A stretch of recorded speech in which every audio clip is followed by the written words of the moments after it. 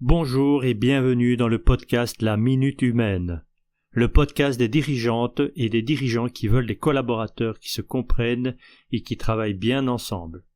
Chaque mardi matin à 6 heures, je te propose une pause de 10 minutes pour mieux te comprendre toi-même, mieux comprendre les autres et agir avec plus de justesse et de sérénité dans ton quotidien.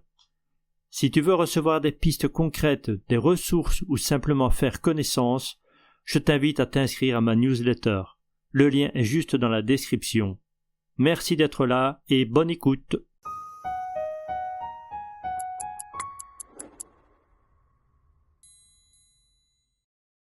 Pourquoi des personnes intelligentes en arrivent à ne plus pouvoir coopérer? Bonjour et bienvenue dans le 13e épisode du podcast La Minute Humaine. Aujourd'hui, je vous parle d'un sujet aussi subtil qu'universel, les mécanismes de défense. Ces stratégies invisibles que notre esprit met en place pour nous protéger, mais qui parfois nous enferment plus qu'elles ne nous libèrent. J'en suis venu à me poser cette question à force d'intervenir dans des organisations auprès de personnes qui ont fait beaucoup d'études, qui ont beaucoup d'expérience. Pourquoi ces personnes aussi intelligentes, aussi expérimentées, en arrivent à ne plus pouvoir coopérer? Et comme j'aime répondre aux questions, même les miennes, j'aborde ce sujet sous l'angle des mécanismes de défense. Et je tiens à préciser qu'aucunement dans mes propos il n'y aura de reproche de ma part envers les personnes qui en arrivent à ces situations de tension, tout simplement parce que tout le monde utilise des mécanismes de défense. Je vous explique ça. Quand on parle de mécanismes de défense, on pense souvent à un truc négatif, mais à la base ce n'est pas le cas. C'est un processus inconscient qui sert à protéger notre estime de soi, quand on se sent menacé par le jugement, le rejet, la peur de l'échec ou la honte. Je vous invite à réécouter l'épisode numéro 3 du podcast qui vous donnera des explications à ce sujet. C'est une réponse automatique que le cerveau a construite très tôt, souvent dans l'enfance, pour maintenir une certaine cohérence interne et s'assurer que je vaux quelque chose, je mérite d'être aimé, je suis quelqu'un de bien. Ces défenses, on les a apprises sans s'en rendre compte, parce qu'elles nous ont aidés à survivre émotionnellement à des moments où on ne pouvait pas faire autrement. Mais le problème, c'est que ce qui nous a protégés hier peut nous bloquer aujourd'hui. Parce qu'à l'âge adulte, ces réflexes continuent de se déclencher, même quand il n'y a plus de danger réel. Et dans le monde du travail, je le vois tous les jours. Dans toute relation professionnelle, chacun cherche à trouver sa place, à savoir comment interagir avec les autres et à être reconnu pour ce qu'il apporte. Nous avons tous besoin de nous sentir inclus, de sentir que son action est utile et que sa vie ait du sens. Quand ces besoins ne sont pas nourris, quand on se sent mis à l'écart, pas écouté, pas utile, alors il y a des tensions qui apparaissent. On peut se fermer, se surprotéger ou au contraire vouloir tout contrôler. Ces réactions ne sont pas des signes de mauvaise volonté, mais des tentatives inconscientes ayant pour but de retrouver un équilibre intérieur et de préserver sa sécurité émotionnelle. Ce sont des mécanismes de défense qui opèrent et qui rendent la situation critique. Alors comment s'en sortir? La première étape, c'est de reconnaître que tu es dans un mécanisme de défense. Et pour que tu puisses les reconnaître, eh bien je te les présente. Il y en a 6. Tu vas probablement te reconnaître dans tous les mécanismes que je vais te présenter, mais il y en a probablement 1 ou 2 qui vont dominer, pour lesquels tu vas avoir une préférence. Le premier, c'est le déni. Le déni, c'est quand tu refuses de voir ou de sentir ce qui te dérange. Tu nies le problème, ou tu le minimises, ou tu le détournes. Ça t'évite de souffrir, mais ça t'empêche aussi d'évoluer. Par exemple, ton collègue te dit que le rapport que tu as rédigé n'est pas complet, et qu'il y a des parties qui doivent être améliorées. Et ta réponse première et automatique, c'est « je ne vois vraiment pas de quoi tu parles ». Et tu pourrais même nier l'émotion désagréable qui s'empare de toi quand tu reçois le message. Ce qui démontre bien que tu es dans un mécanisme de défense.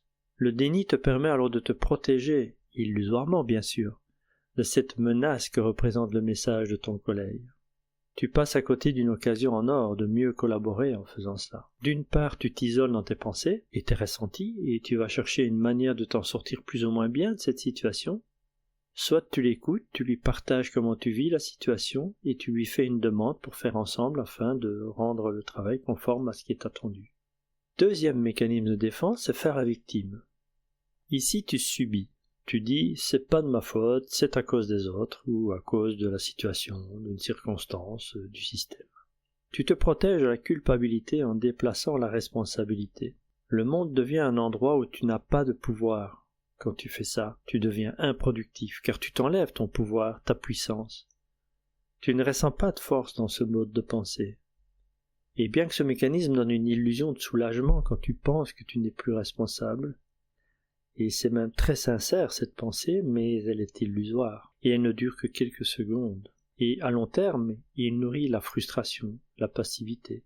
Mais encore une fois, tu diminues fortement l'estime que tu as de toi-même, mais le bénéfice, c'est de ne pas ressentir la douleur en me sentant fautif.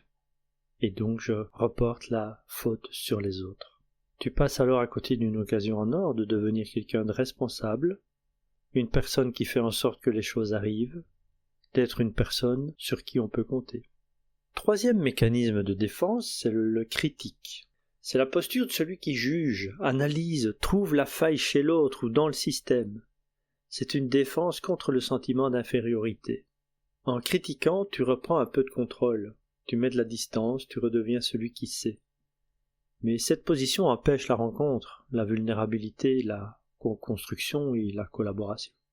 Tu restes protégé mais isolé.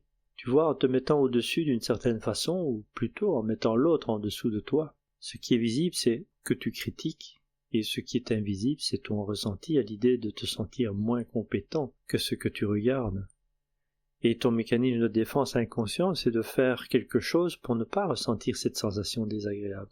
Donc tu mets de la distance. Tu passes à côté de la montre en or, une collaboration où toutes les parties apportent leurs compétences qui se complètent, et la tienne a autant d'importance que celle des autres. Quatrième mécanisme de défense, le sauveur. Tu veux aider, sauver, réparer, c'est plus fort que toi, c'est un réflexe, même si on ne t'a rien demandé. Mais derrière cette générosité se cache souvent la peur de ne pas être utile, de ne pas être aimé. Tu t'épuises à vouloir soulager les autres, à porter leurs problèmes, et quand personne ne reconnaît ton effort, tu tombes dans l'amertume ou la déception. Le sauveur se protège de son insécurité en se rendant indispensable. Pendant qu'il sauve, il ne ressent pas son insécurité. C'est en cela que c'est un mécanisme de défense. Il sert à se défendre de soi-même, en fait, de ses propres ressentis désagréables, liés à des pensées que nous générons en toute situation. Et puis il y a le mécanisme de défense du masochiste. C'est celui qui se blâme, qui dit « tout est de ma faute ». C'est une défense contre la peur du rejet. En t'accusant toi-même, tu gardes le contrôle. Tu préfères souffrir que risquer de perdre l'amour ou la reconnaissance. Mais cette posture t'enferme dans la culpabilité. Et tant que tu t'auto-flagelles, tu ne peux pas évoluer sereinement. De plus, ce ne sont pas souvent des personnes à côté de qui nous avons envie d'évoluer. Enfin, il y a le sixième mécanisme de défense qui est le demandeur. Le demandeur, c'est celui qui cherche sans cesse l'attention, la validation, la reconnaissance, et qui va demander 5, 6, 7, voire 10 fois la même chose. Il se protège du vide intérieur, du manque d'amour, en sollicitant sans fin le regard de l'autre. Mais plus il demande, plus il se sent dépendant.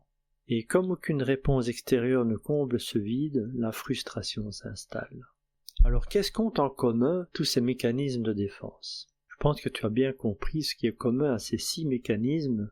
Ils tirent leurs racines dans la peur. La peur de ne pas être assez, la peur de ne pas être aimé, respecté, reconnu. Et ils ont un but commun, protéger son estime de soi. Ce qui est important de savoir, c'est que ce sont des réactions inconscientes et que personne n'y échappe.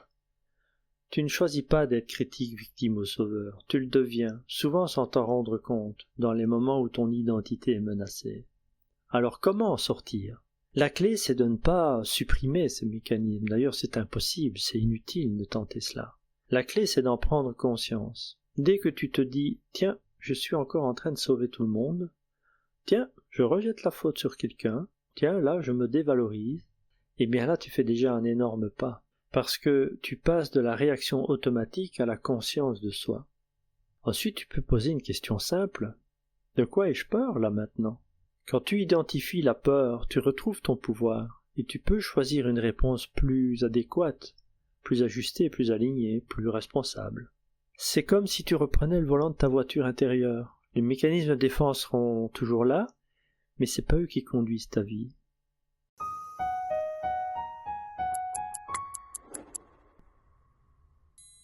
Si tu souhaites aller plus loin, je t'ai préparé un carnet de bord gratuit.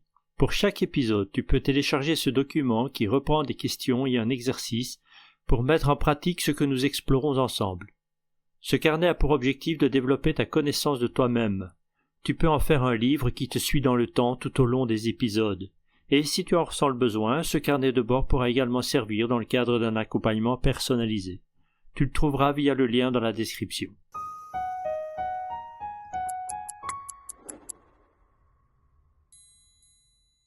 Je te relate l'exemple de Christophe, directeur d'une agence d'une société de services à Marseille. Il commence sa journée en critiquant et il finit sa journée en critiquant. Il fait ça toute la journée. L'équipe est désespérée, tout le système est impacté, son exemplarité se déteint sur l'ensemble, bref, c'est devenu un enfer pour tout le monde et les résultats financiers sont à l'image de l'ambiance. Certains individus de l'équipe en profitent pour dire que leurs manquements sont de la responsabilité du directeur d'agence. C'est de sa faute, s'il cessait de critiquer, je travaillerais mieux, se disent les collaborateurs. Plusieurs stratégies d'intervention pour remédier à cette situation ont été élaborées, mais celle qui a été choisie, c'est un accompagnement du directeur. Et quand je lui ai expliqué ce phénomène de défense, il s'est reconnu tout de suite. Il y a eu un avant et un après.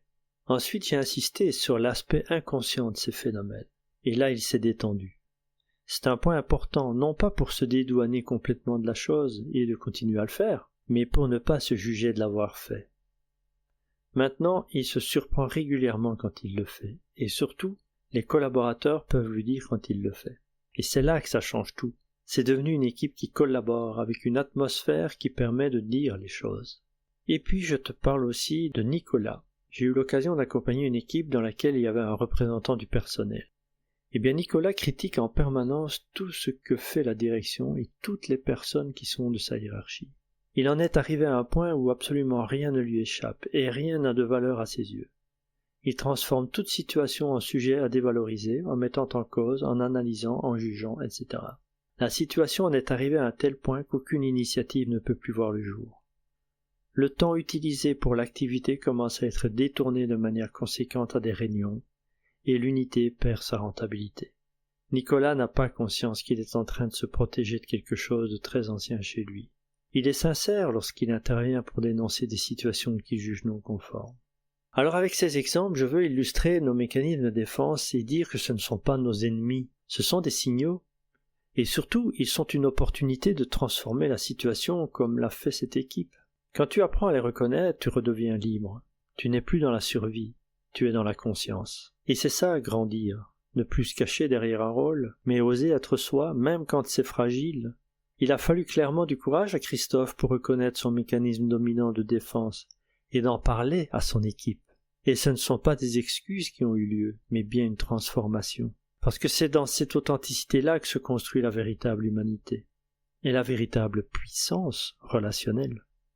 Dans le prochain épisode, je vous parlerai de l'utilité de se retrouver ensemble au travail et de traverser toutes nos difficultés ensemble. Ne ratez pas le prochain épisode mardi prochain.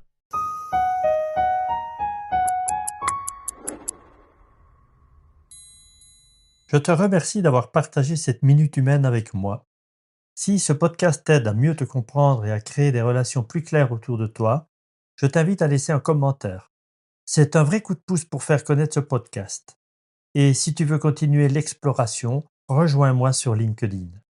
J'y partage d'autres outils et réflexions et je réponds toujours avec plaisir. Et n'oublie pas, il n'y a pas de faire humain, il n'y a que des êtres humains.